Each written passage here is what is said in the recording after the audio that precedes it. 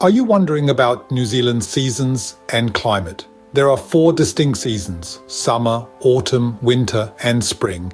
Each season brings its own unique beauty, and it pays to be prepared for all 4 of them. My name is Michael. Let's get started. In my job as a travel designer, guests often ask me, what's the best time and season to visit New Zealand? There are many important facts for travelers to consider, so let's go through them step by step. Summer in New Zealand typically runs from December to February. This means long sunny days, which are perfect for outdoor activities. The southern parts of the South Island are especially blessed with daylight until 9-10 p.m. at night. Depending on the region you are in, the temperatures can range from mild to hot. A typical New Zealand summer's day is moderately warm, with temperatures hovering on average around 20-25 degrees Celsius, 68-77 Fahrenheit. In most places, you'll be wearing shorts or a t-shirt during the day. For nighttime, you will probably want to add a light jersey, sweater.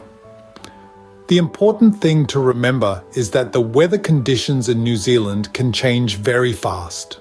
This is due to New Zealand being located 5,000 kilometers from the equator as well as Antarctica.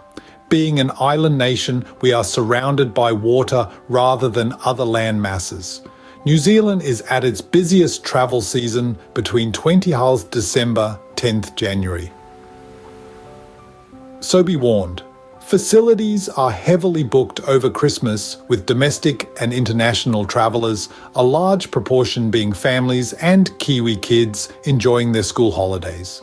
To get the best selection of accommodation and transport options, you will definitely need to plan 10 to 12 months ahead. I recommend that if you have flexibility with timing, you should plan your travel for the first 3 weeks in December or for the second 3 weeks in January. That way, you hit the sweet spots and avoid the busiest part of the Christmas and New Year's season. If you find this video helpful, please hit the subscribe button below. Autumn in New Zealand occurs from March to May. This is when the leaves change color to paint the landscape beautiful shades of red, orange, and gold. Also, the weather in autumn is mostly settled with calm sunny days.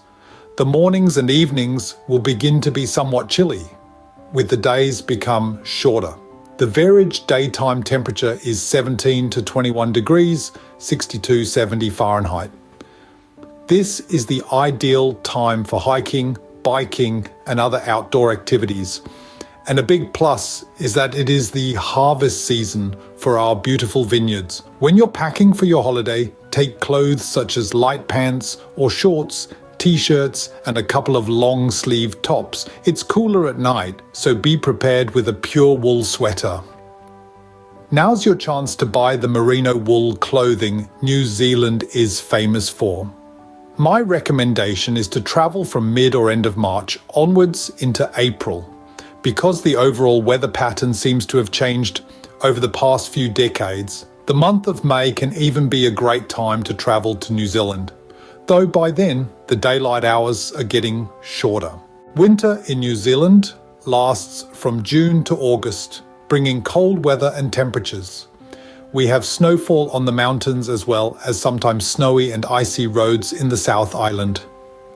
Average daytime temperatures are 12-16 degrees, 53-61 Fahrenheit.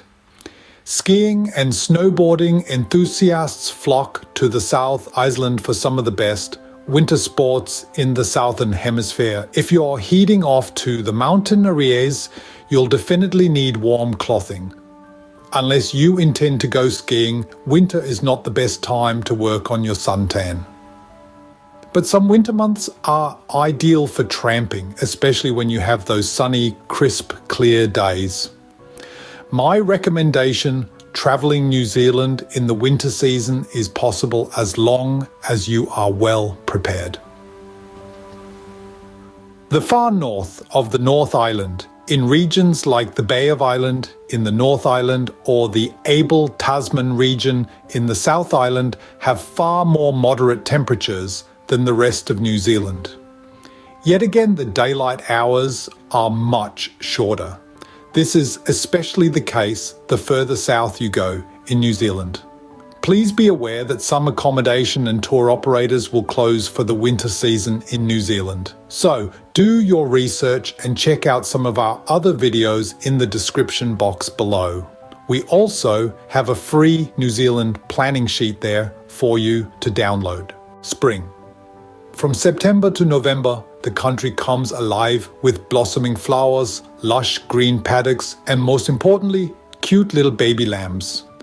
The average daytime temperature, 16 to 19 degrees, 𝗥𝗲𝗹𝘁𝗲𝗱 Fahrenheit. You will need to be prepared for all types of weather. For example, you might get a cold and frosty morning followed by clear and sunny skies ideal for wearing a t-shirt. But then you might get a shower of rain later in the afternoon. Therefore, packing a good rain jacket is an absolute must, especially if the conditions are windy. If you are hiking and in the outdoors, layers of clothing work very well on your top half, as they can be added or removed. A warm jacket is always essential for mornings and evenings.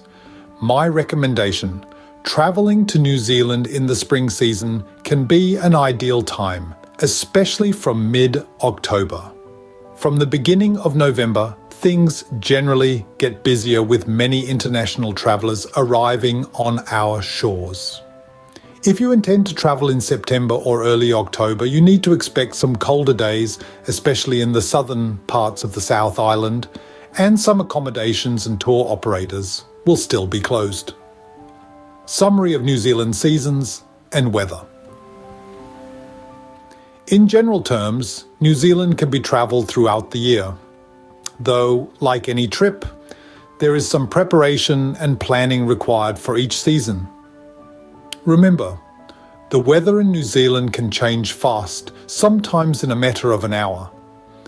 My suggestion is to talk to the locals. These guys know their climate very well. Yes, the weather apps have their place, but the local knowledge is still the best. If you find this video helpful, please hit the subscribe button below and thumbs up to stay connected for more helpful New Zealand travel tips. See you in the next video.